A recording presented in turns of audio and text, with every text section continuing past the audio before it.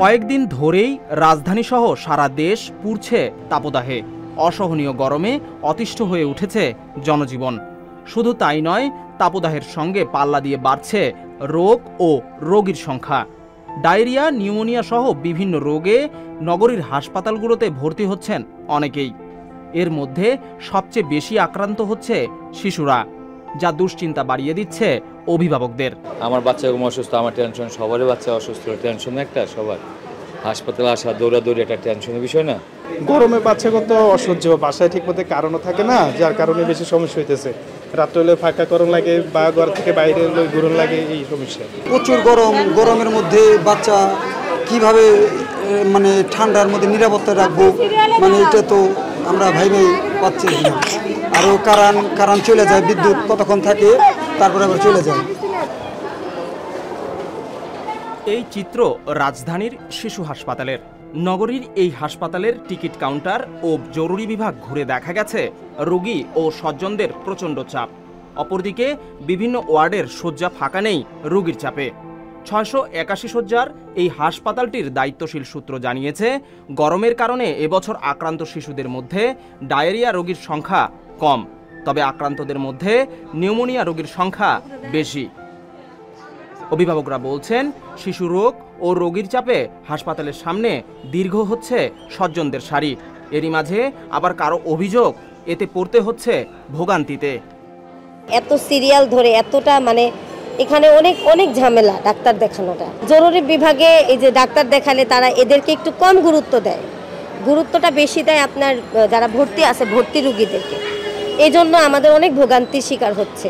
অসুস্থ আগে থেকে নিউমোনিয়া, তারপরে গরমে প্রচুর ঘামে আরো বেশি অসুস্থ হয়ে পড়তেছে। ডাক্তার কি বলছে?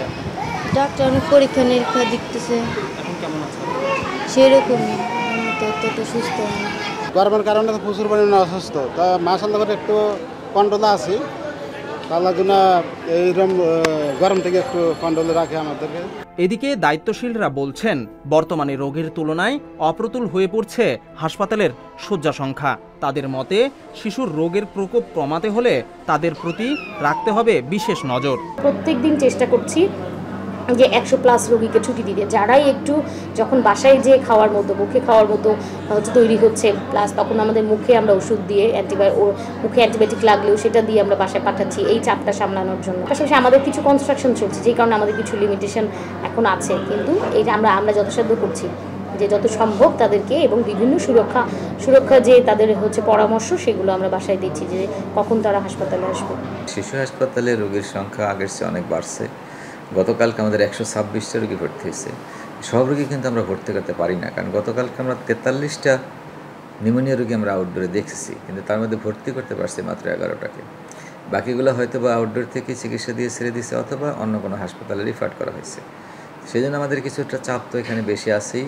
সারা বাংলাদেশ থেকে রোগী আসে, মাল্টি ডাইমেনশনাল রোগী আসে, এবং আমাদের এই মাল্টি ডাইমেনশনাল রোগীর মধ্যে অ্যাকিউট রোগীগুলো আমরা প্রিফারেন্স দিই, ক্রনিক রোগীও কিছু আমাদের প্রিফারেন্স দিতে হয়। এবং ভর্তির জন্য যে ক্রাইটেরিয়া, সেটা হলো আগে আসলেই আগে ভর্তি হয়ে যায়, সিট থাকা সাপেক্ষ। কিন্তু যেটা ভর্তি করার যোগ্য না, সেই রোগীগুলো আমরা সাধারণত ভর্তি করি না, তাদেরকে কাউন্সেলিং করে ফেরত দিয়ে দিই। আমাদের যে সমস্যা যেটা হচ্ছে, সেটা হলো প্রথম সমস্যা হলো বেডের ক্রাইসিস। ডাক্তারের পরামর্শ অনুযায়ী শিশুদের প্রতি বিশেষ খেয়াল রাখলে তাপদাহের মাঝেও কমানো সম্ভব শিশু রোগের প্রকোপ, এমনটাই মনে করছেন বিশেষজ্ঞরা। বিজন কুমার, সংবাদ প্রকাশ, ঢাকা। সংবাদ, ফিচার ও অনুষ্ঠানের জন্য ভিজিট করুন সংবাদ প্রকাশের ওয়েবসাইট এবং যুক্ত থাকুন ফেসবুক পেজ ও ইউটিউব চ্যানেলের সঙ্গে।